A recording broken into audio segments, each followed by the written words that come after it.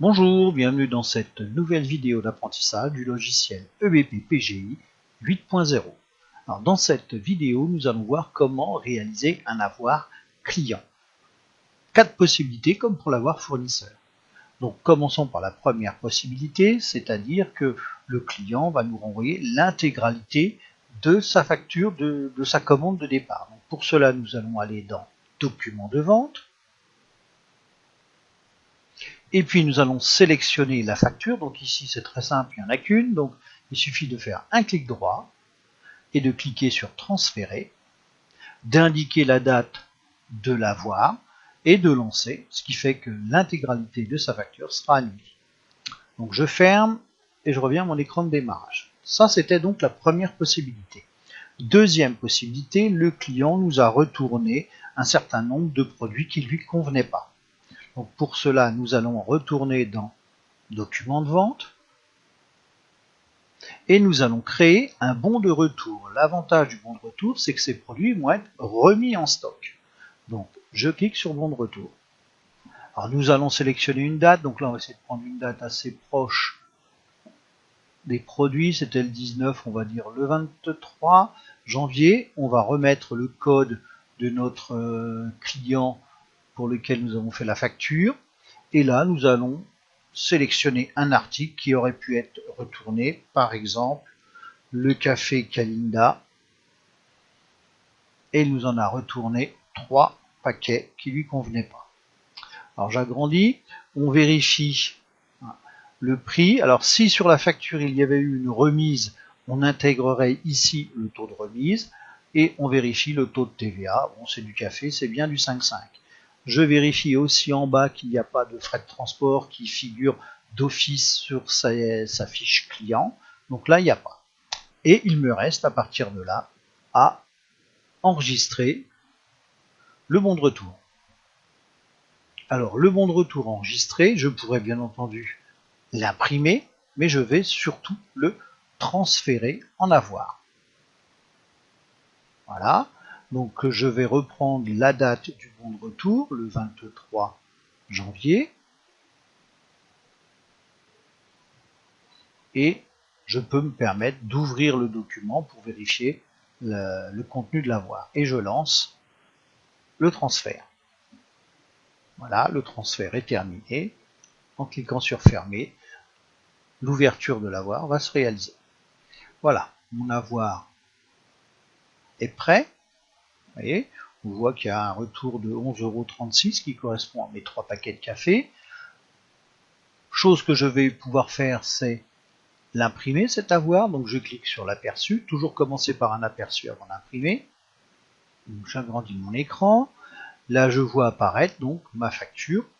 Cette facture, je vais tout simplement modifier le modèle parce que j'aime bien moi qu'apparaissent automatiquement les remises. Donc avoir, enfin c'est pas une facture, c'est un avoir.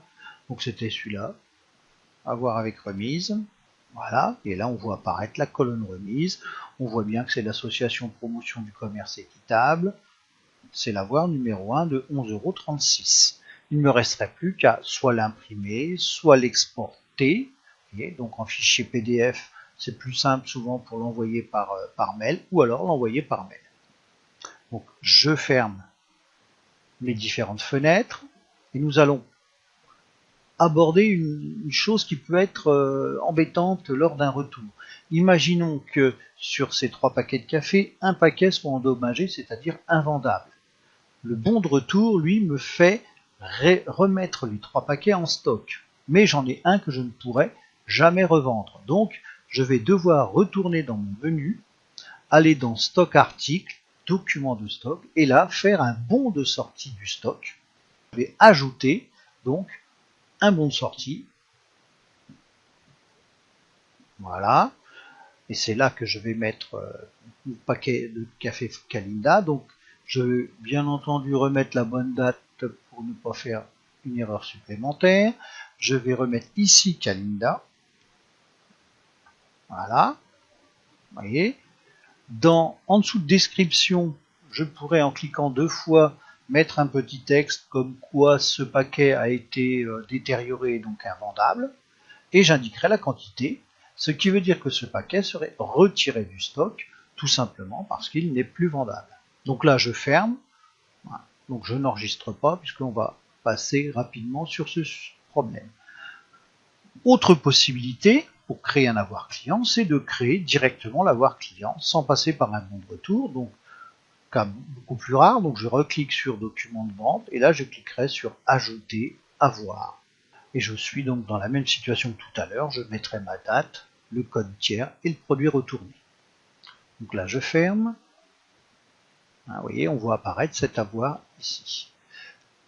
Je retourne pour ma dernière possibilité, c'est-à-dire une remise qui aurait pu être oubliée ou un escompte, etc. Donc je vais aller sur ajouter, avoir. Je vais mettre une date un petit peu différente en imaginant que le client a mis 2 jours pour se rendre compte qu'on avait oublié une remise. Je reprends le code du tiers, c'est-à-dire APCE 89, et là je vais indiquer que on a oublié une remise. Donc je vais saisir le code remise que j'ai créé précédemment dans le logiciel. Ici je vais indiquer que c'est une remise oubliée sur la facture numéro, alors là je suis encore sur la numéro 1. Quantité, c'est une remise, donc je passe, et là j'indiquerai le montant de la remise oubliée. Alors en imaginant que j'ai oublié une remise de 5% sur les confits de canard, je l'ai calculé, ça fait 2,79 € de remise oubliée. Alors vous voyez, là je suis sur un avoir, donc il le met en rouge. Je peux vérifier la TVA. Donc par défaut, il m'a mis une TVA à 20%, puisque dans ma programmation remise c'était à 20% le taux de TVA. Là il faut que j'aille automatiquement le rectifier et mettre une TVA à 5% pour que en bas j'ai le bon taux de TVA. Je peux cliquer sur récapitulatif pour me rendre compte que j'ai bien ici, vous voyez, une TVA de 15 centimes, donc c'est bien 5,5%. Je reviens sur détail, et puis à partir de là, je vais enregistrer mon avoir. Alors, il dit qu'il sera provisoire, donc il va me le valider, c'est une notion qu'on va voir juste après, donc je clique sur OK pour que ce soit validé. Voilà, et même chose, je pourrais l'imprimer et autres. Donc là, je ferme. Donc je vois apparaître ici mes deux avoirs.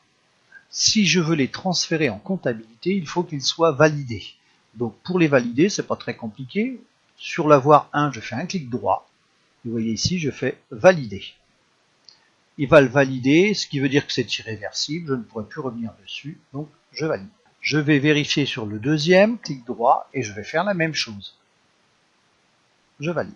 Ça veut dire que là, mes deux avoirs pourront être transférés en comptabilité quand j'en aurai besoin. Je reviens en arrière.